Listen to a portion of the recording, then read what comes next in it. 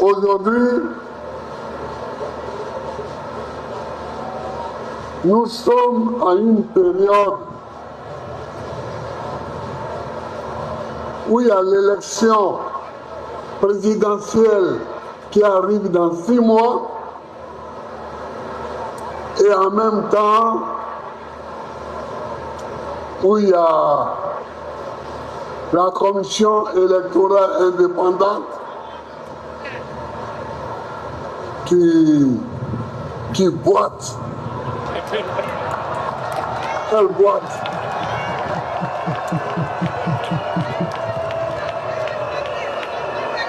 Elle boite au lieu de marcher.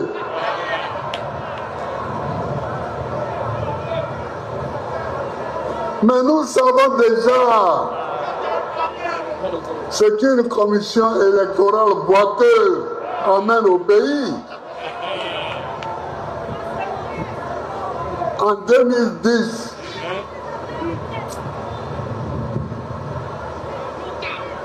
la commission électorale était dirigée par l'opposition.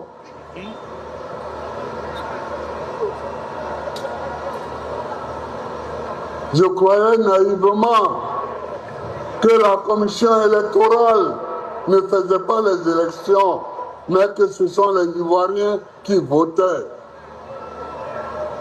Donc je leur ai laissé ça. Oh!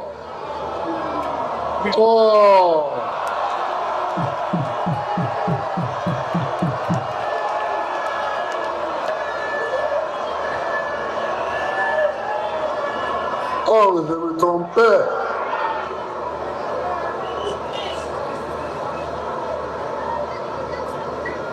Le premier président de la commission électorale, c'était Dr Mambé.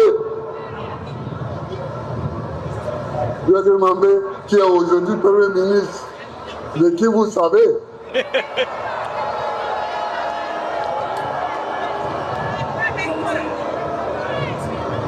À un moment donné, Dr Mambé avait déjà inscrit 400 000 noms, alors que les opérations n'avaient pas du tout commencé. Il y avait 400 000 noms inscrits.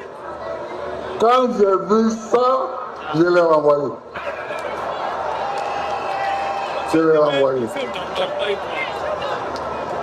Et j'ai demandé qu'on me propose un autre. On m'a proposé Youssouf Bakayoko. Oh!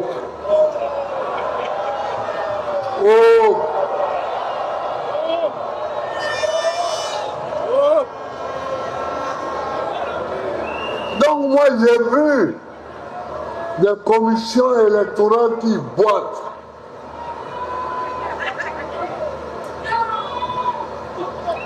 Je ne peux plus accepter une commission électorale qui rentre.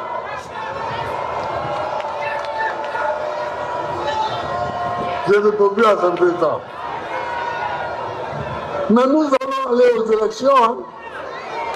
Nous allons aller aux élections.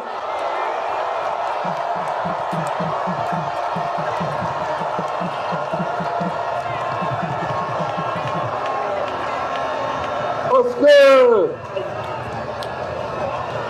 ceux qui croient que, bon, on va les fatiguer et puis ils vont se fâcher pour dire on ne va pas aux élections. Là. Et allez leur dire qu'ils se trompent.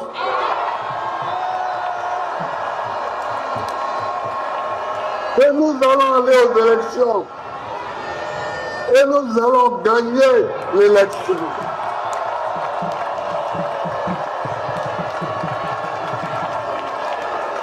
Nous allons aller aux élections et nous allons gagner l'élection.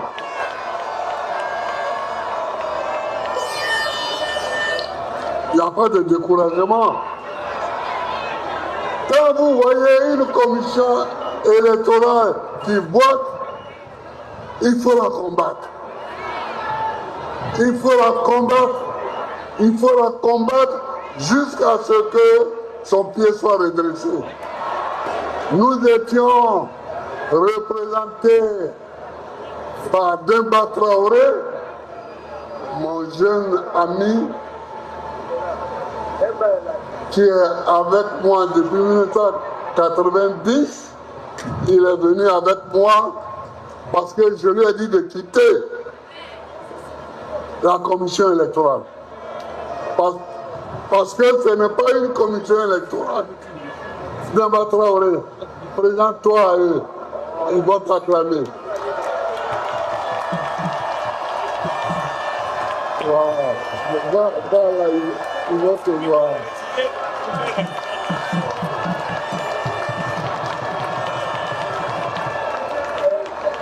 Merci.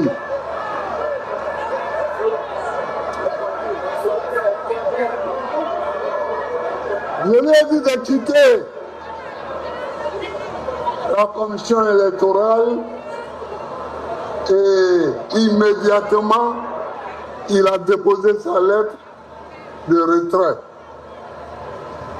de la commission électorale. Nous allons continuer à nous battre pour avoir une vraie commission électorale. Je suis heureux que, après avoir publié notre décision que nous avons prise au CSP, qu'après avoir diffusé cette décision de retrait de la CEI, le PDCI nous a suivis. Donc je suis heureux et je remercie les frères du PDCI parce que quand tu te bats, tu as l'impression quelquefois que tu es le seul à avoir le mal que tu vois. Or, eux aussi ils voyaient.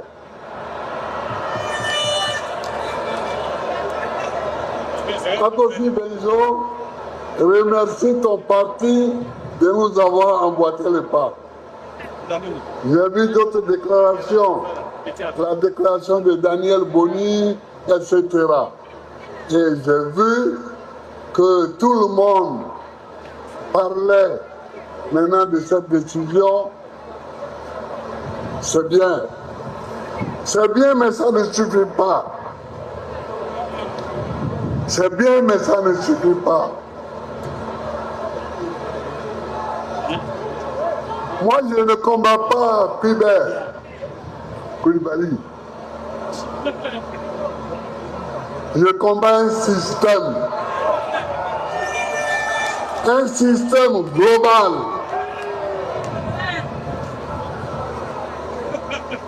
Un système qui fait que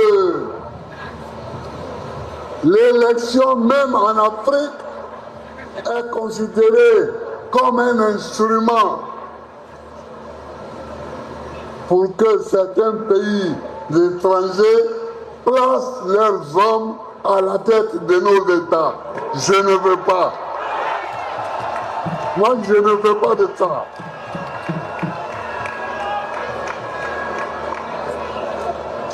C'est pourquoi je parle de souveraineté. Qu'est-ce que c'est que la souveraineté? Quand on est souverain, on prend soi-même les décisions qui nous concernent.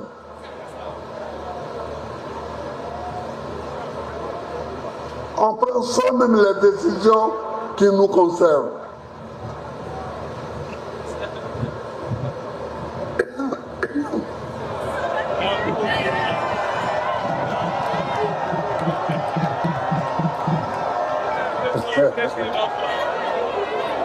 Il faut me dire là tout. Donc, on prend soi-même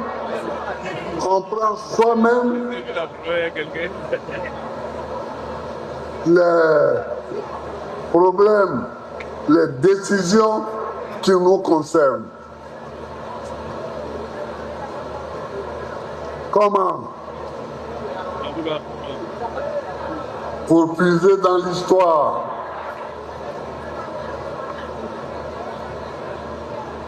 Le Mali, il y a le Soudan français et le Sénégal et la Haute-Volta ont décidé de créer la Fédération du Mali.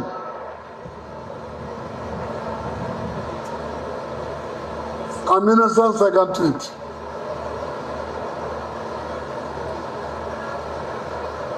Il y a eu des tractations à Paris. Finalement, la Haute-Volta a quitté.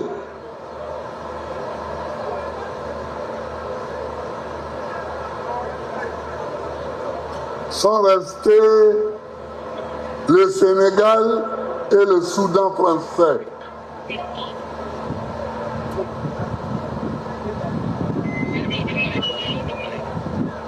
Ils ont créé donc la Fédération du Mali. Modibo Keïta, leader du Soudan français, est devenu président de la République et Senghor est devenu président de l'Assemblée nationale. Mais quelques mois après, des micmacs parisiens ont fait que les Sénégalais ont mis Modibo Keïta dans le train pour qu'il parte chez lui à Bamako.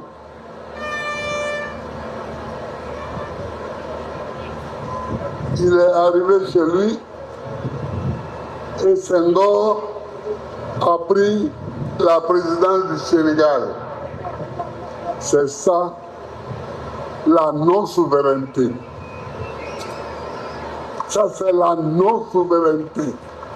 Quand une décision qui vous concerne est prise ailleurs pour vous être imposée, c'est que vous n'êtes pas souverain. C'est que vous n'êtes pas souverain. Et je suis pour que les Africains soient souverains. C'est-à-dire pour qu'ils décident eux-mêmes ce qu'ils veulent faire pour leur pays.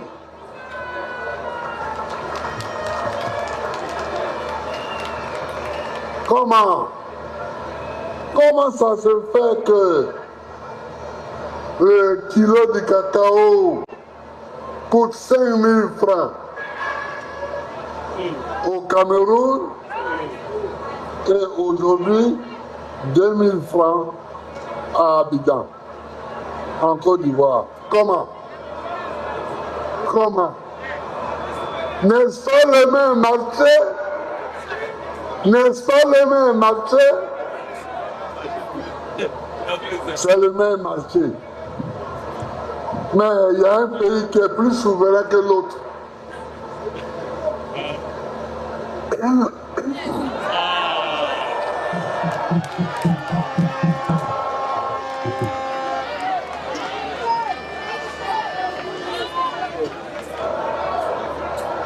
Pardonnez à la toux. C'est qu'il y a un pays qui est plus souverain qu'un autre. Et que ça ne gêne pas de donner, 5 000 francs par kilo.